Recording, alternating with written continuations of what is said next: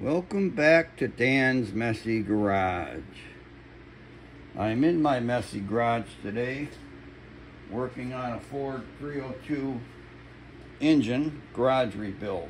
This is going to be part 5. First up, I'm going to put on this cam retaining plate. It has markings. It says back, bottom, kind of self-explanatory. Goes right on here. I'm going to use some red Loctite on the bolts. I don't know if it's necessary. In my mind it is, because I don't want these bolts coming out of there. There's only 2 bolts. They have a 7/16 head. I don't really know the torque spec. I'm not concerned about it. I'm going to use a wrench to tighten them up just before they snap off. Okay, put them in there. There's a little hump sticking out the side here and a groove on the back side. That groove sends oil to the front of the cam, like behind this plate. Keeps that lubricated.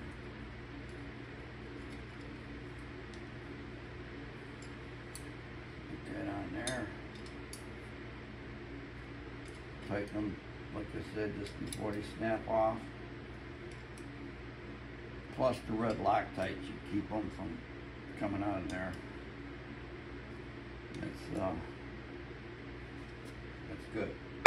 All right, next up is going to be the timing chain. So I'm going to go find that and install it. I have my timing chain set. And you probably heard that the saying dot to dot, straight up. That refers to there's a dot on the cam gear, and then there's 3 on this, in this case, 3 keyway positions where you can put this bottom gear in. Dot to dot would be right there, 0 to 0. Advancing the cam 4 degrees would be putting it on the A. Retarding it 4 degrees would be putting that dot on the R. I decided I'm going to advance this cam 4 degrees. It's not a race car. I'm concerned more with low speed, power, torque. Get this heavy car moving. Most time, not all the time, but most times if you advance the cam 4 degrees, you pick up some more low end. If you retard it 4 degrees, you'll pick up high end. You don't really pick it up. You're moving the power peak and torque peak to a different spot, either sooner or later than straight up. I hope I didn't confuse you. I'm going to put it in 4 degrees advance. I generally do this with the engine flipped around the other way. I'm going to do that.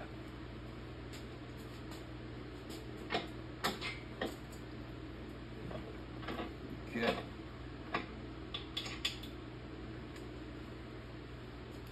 Now there's a keyway on the crank.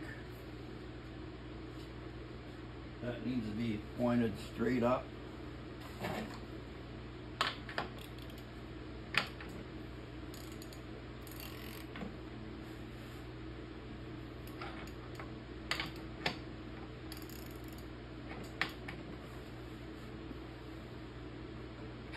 Okay. Let's see if you can see that. Yeah, kind of. Right there. That's straight up pointing at the camshaft. This goes on. I should oil this first, but I'm going to oil it after it's on there. And you can see with that pin and that dot, so this needs to go down in that direction. So now I can slide this on, making sure that my advanced key way it lines up with the key.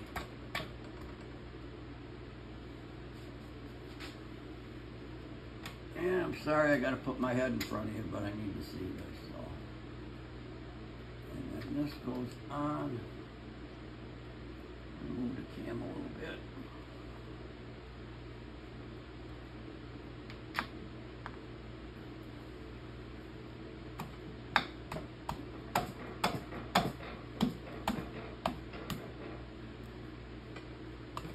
Kind of just like that. Now, there's this fuel pump eccentric that goes on here.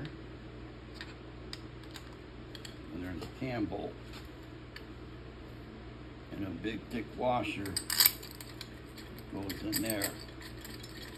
I'm going to look up the torque spec. It might be 45-ish. And I'm going to put red Loctite on that also. But when we put this on, turn this, you can see this eccentric kind of, it's going to kind of wobble around and arc. And what that's going to do is push the arm on the fuel pump. Grab that real quick.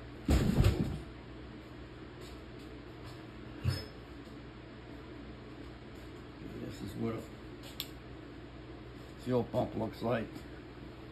It's going to go in the timing chain cover about here, and as that eccentric spins around, it's going to be pushing down on this lever, and that's going to pump the fuel. Alright, let me look up the torque spec and torque it. Yes, it's 45 foot-pounds. So I got my fuel pump eccentric, happens to be a two-piece. The outside portion spins on the inner part. I'm going to take some assembly lube. This time I'm using the red Melling brand stuff, only because this tube was an easy reach. Wouldn't matter if I used the black or the red, but gotta have something on there. So that's good. This only goes on one way. A little pin goes in that hole. The bolt goes through it. You put some red Loctite on that bolt just because I do. Doesn't mean you have to.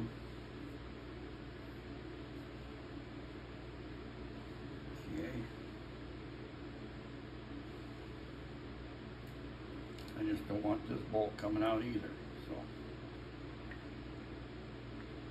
get on there. Alright, got red Loctite smeared in threads and all over me.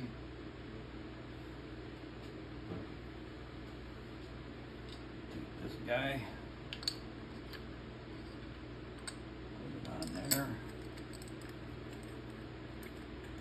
Thread the cam bolt in. Right. 45. Now, since I'm only torquing one bolt, I can go right up to 45 pounds. I don't have to do it in stages.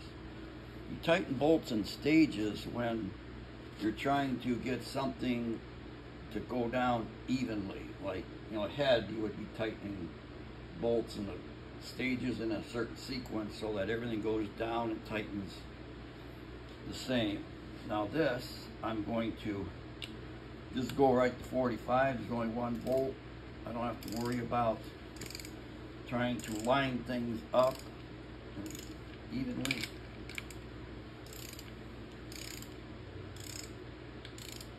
Okay, we're getting close. Now I don't know if I'm going to have to hold this or not. Now we'll find out. Over the engine. There, it's clicking.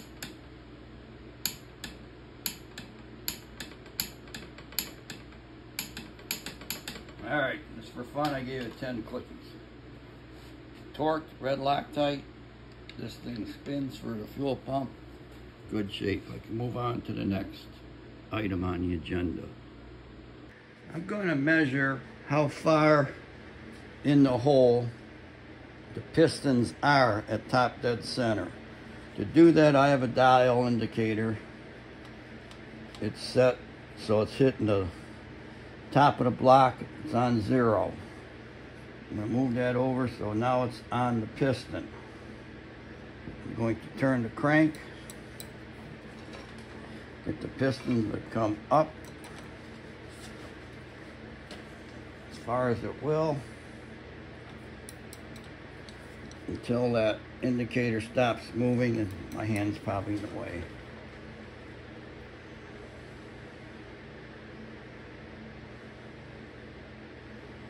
Come around.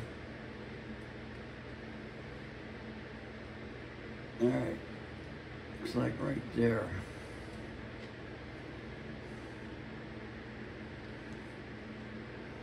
To my surprise, that's about 9 thousandths out of the hole. Wow, that's good. That's good for compression. I would have thought it was down inside there. I'm going to come back around and check it. Yeah, goes to 9.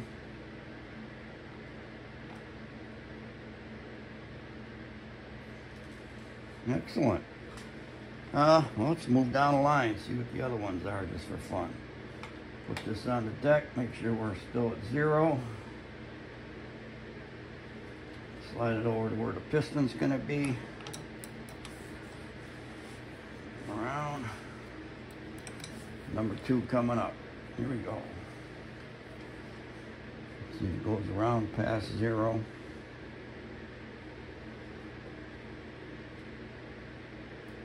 That one's showing about 7. Get back on, make sure we're on 0 here. My fat head in the way. On the piston, yeah, we're at 7. So that's good.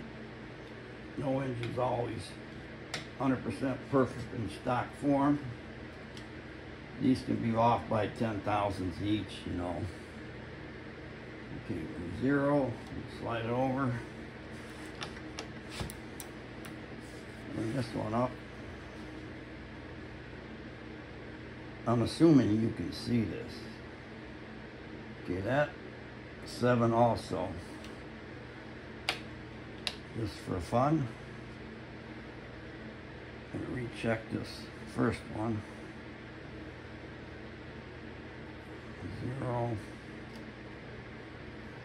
Slide that.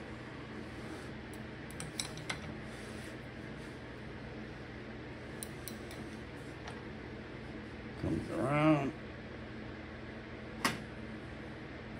That's about 8, so.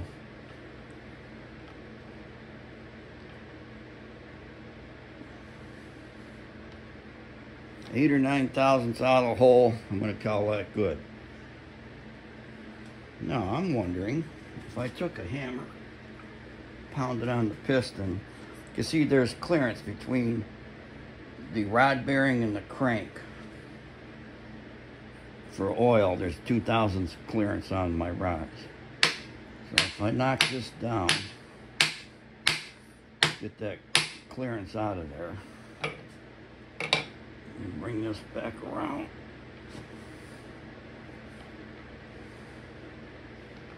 I think what I did is move my pointer. Yeah, I did. Vibration upset my pointer. Oh, because this thing's not tight.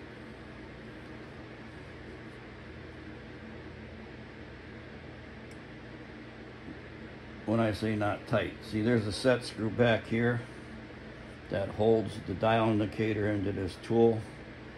That wasn't tight, so things are moving around easy.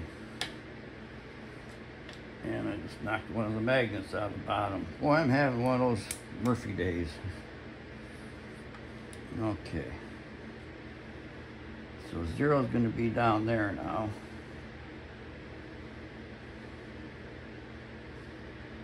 Come over here.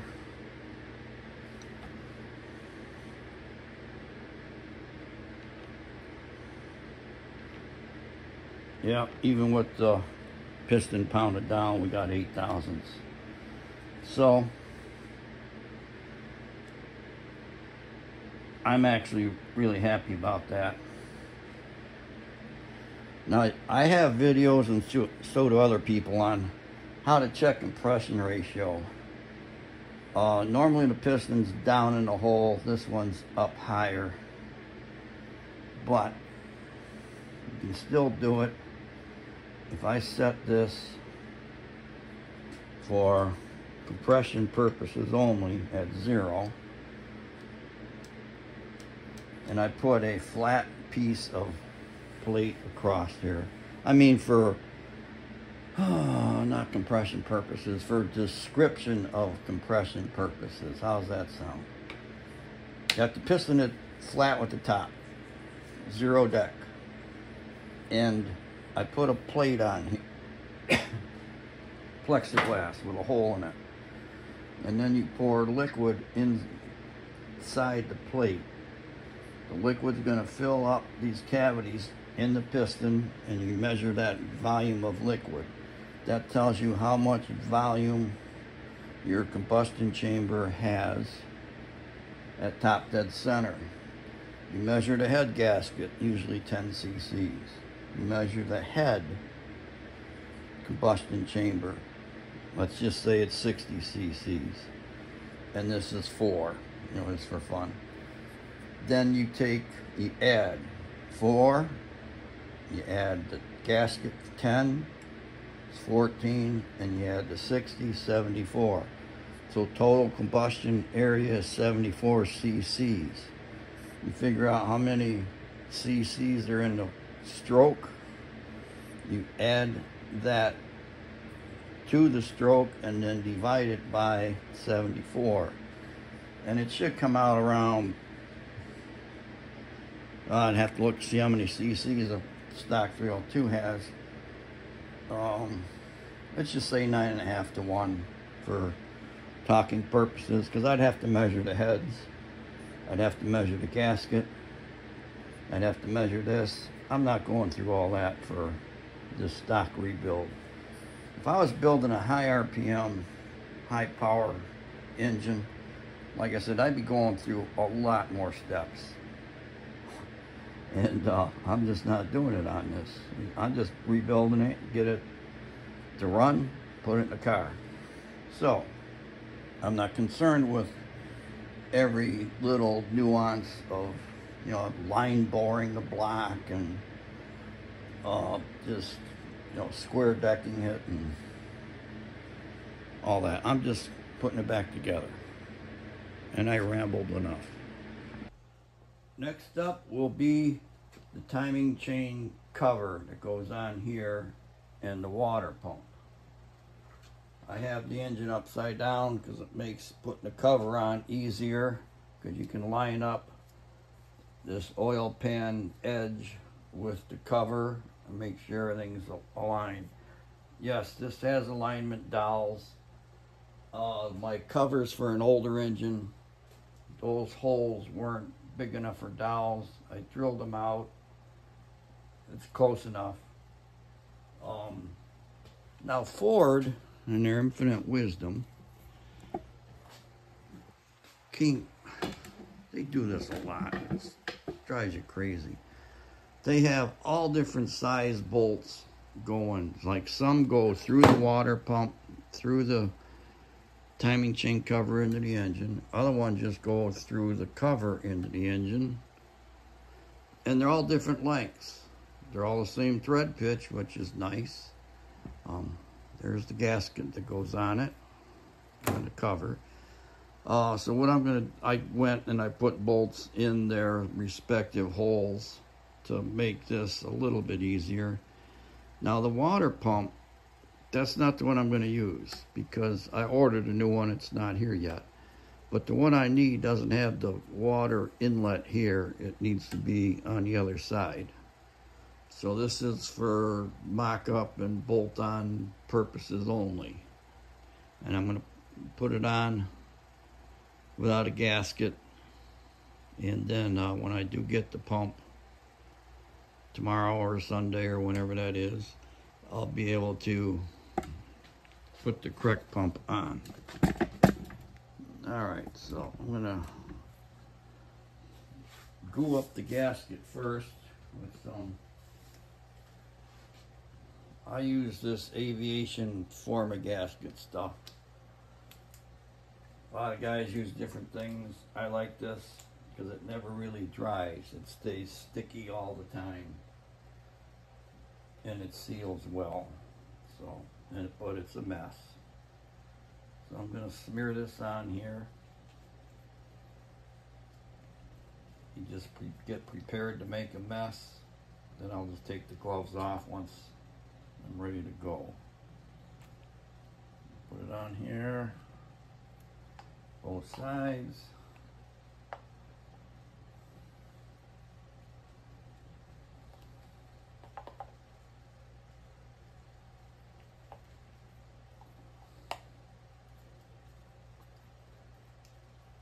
Okay. That'll be all right there. So now I just smear this all in here.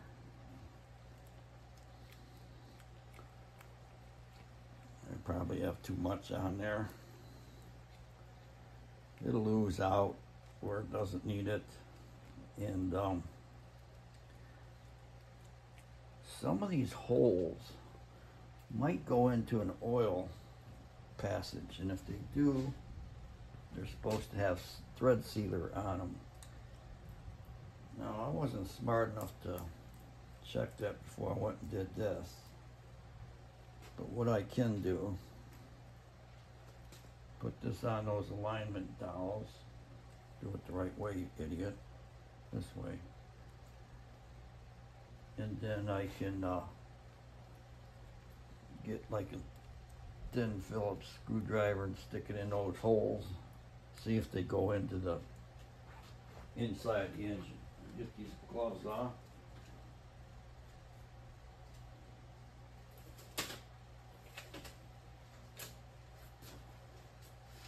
And get a poker. This might be good enough. Blind hole, blind, blind, blind, blind, blind, blind, blind. Okay, you don't have to worry about sealing any, because they don't go all the way through into the, what you would call it, inside the engine oil area. So now, I'm going to take this monstrosity here.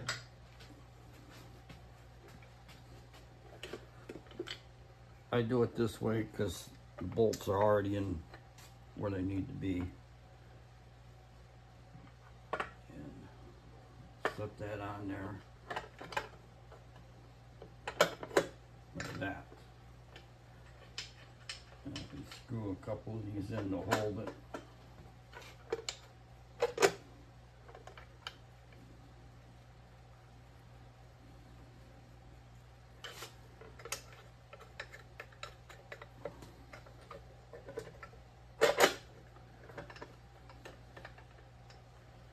Like this one here is the longest bolt. And when I pulled it out of the F-150 engine, or this engine, some of them had these threaded areas for mounting brackets and things on. I don't know if I'm going to need those, but I can cut that off later if I have to. And this one,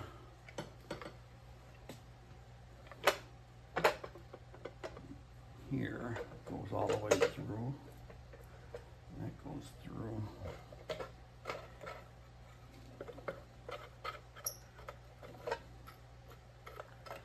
Okay, I'm going to flop this over because I want to show you something here.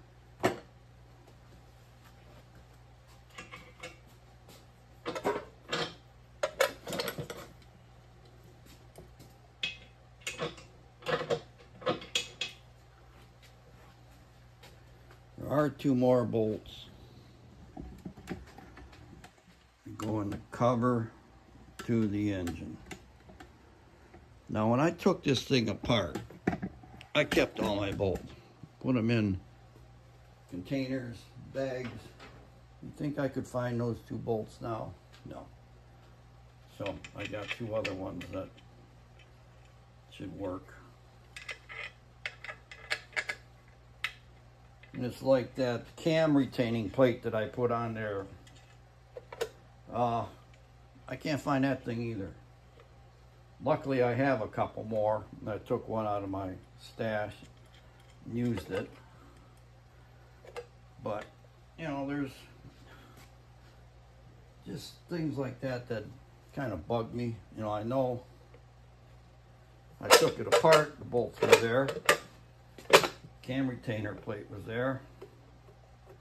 Where is it now? I don't know. Mystery. And of course these are different size heads. Thank you, Ford. Let's see. Those are 1/2 inch. Those are probably 5/8. Let me get a 5/8 deep well. Spark plug socket should work. And a 1/2 inch deep well.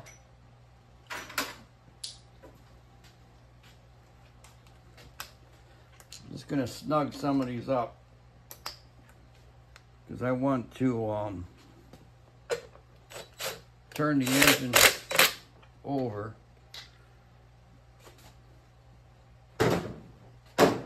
Nice having this big light workbench right here. All right, let me flop this over.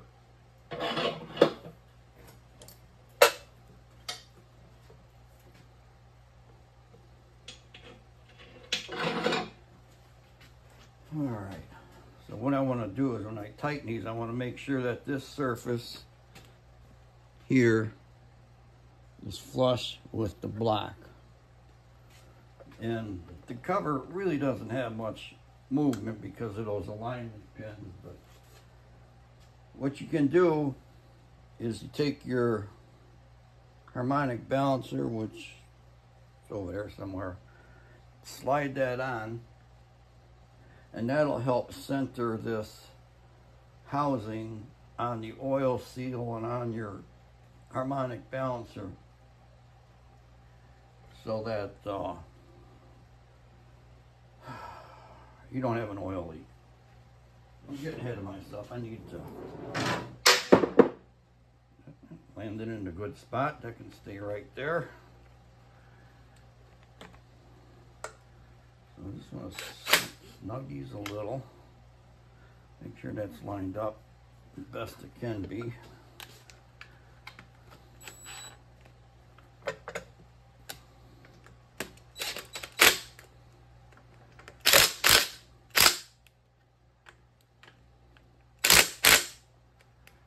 That one you can't get to because of the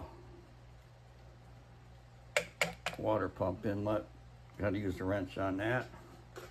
Got to use the wrench on those 2 that are telling you I lost the bolts for.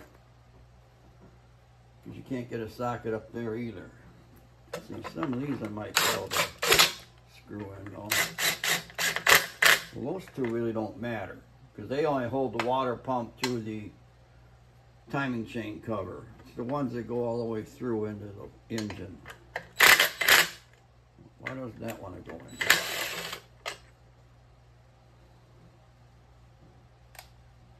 That's strange.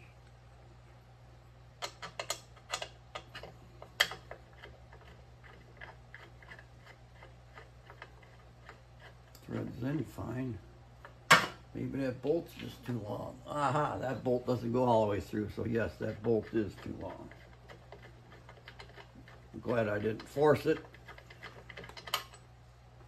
Alright, I'll get a shorter bolt in a minute here. Let's try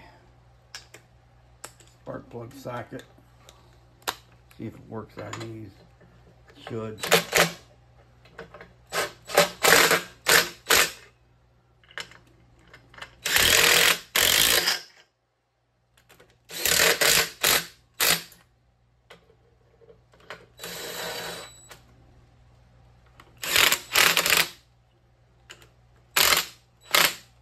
Okay.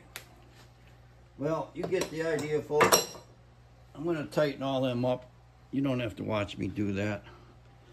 After this, I'm going to be putting on the oil pump, the pickup tube, and the oil pan. Stay tuned.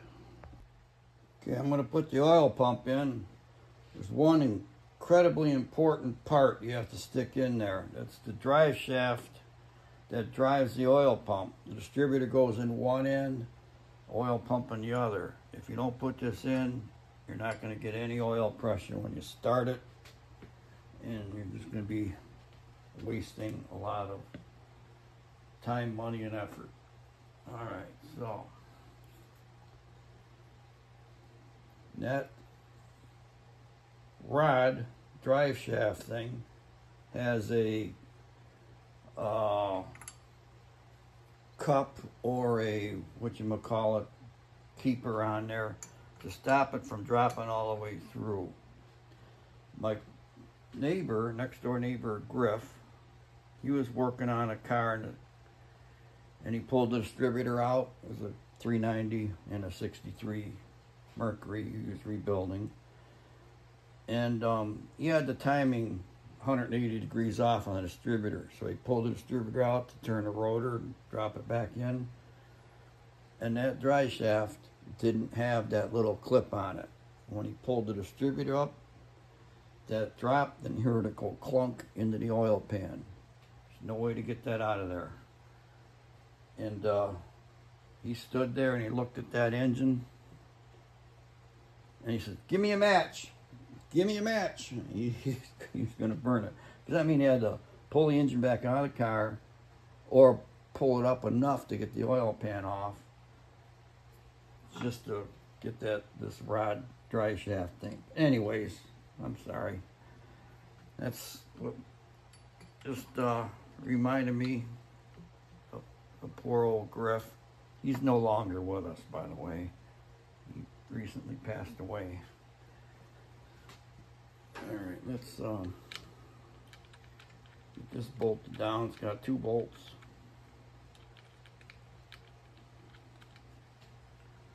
9/16 head on them. They're 3/8 bolts. So I believe 45 foot-pounds is the correct torque. And I can't get, I gotta move the gasket over. There we go. Now I got it. I want to make sure that drive shaft is still in the oil pump.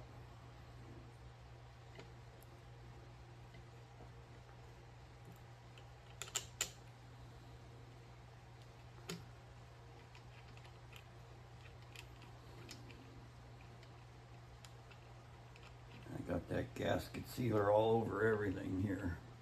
Hands are sticky. You know, why won't that bolt go in?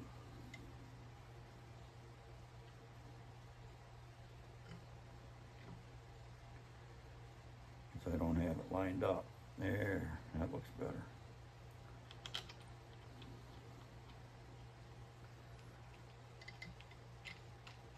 It's one of those simple jobs that for some reason Murphy likes to fight me on.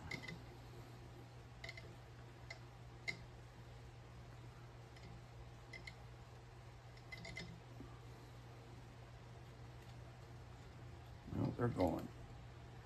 All right, I can tighten them later. There's going to be an oil pickup tube that goes from here over to the bottom of the oil pan, and let's see if I can grab that real quick.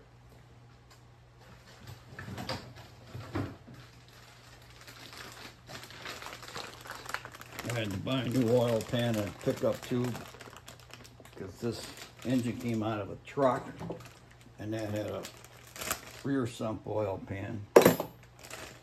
Car needs a front sump, so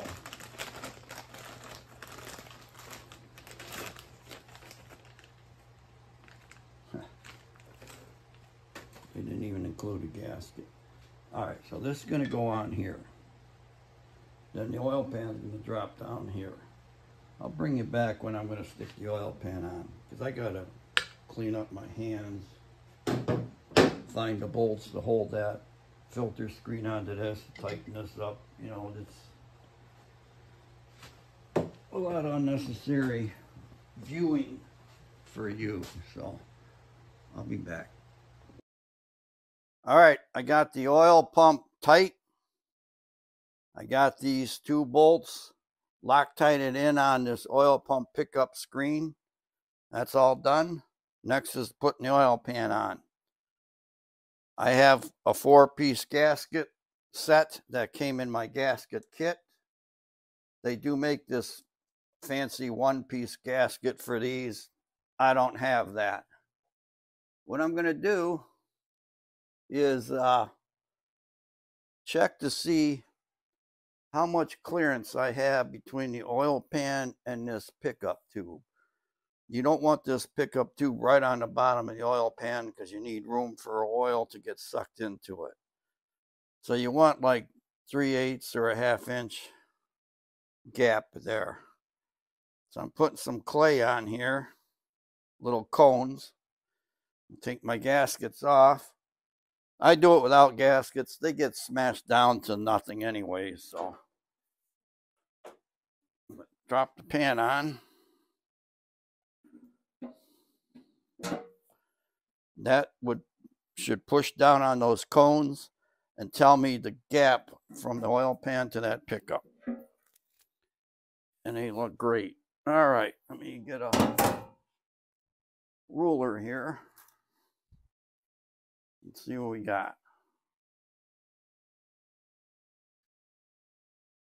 We have 0.38 inches. That's 3/8 of an inch. Close enough. That's perfect. So now, these gaskets also come with these rubber end seals that go on the timing cover and on the back bearing journal, carrier, main, whatever that is. They have a tab that fits down into the cover, and each gasket has a tab that will go into a slot on the rubber gasket. And when you put these on, you got to make sure that you have everything in place and a gob of silicone or RTV on each corner to keep oil from leaking out. Now, oil pan drops down like that. 22 bolts hold it. You think I could find those 22 bolts? No. I don't know where they are. They got to be in a bag or a container along with that cam retaining plate and also that oil pump dry shaft I put in there. The one I put in here came out of my cabinet. So I don't know where that stuff is. I'll find it. And when I do, I'll put the oil pan on, but you don't have to watch me tight oil pan bolts. And it's going to be the end of part 5. You can come back for part 6. And I'll probably doing, I don't know, cylinder heads. We'll find out. Bye.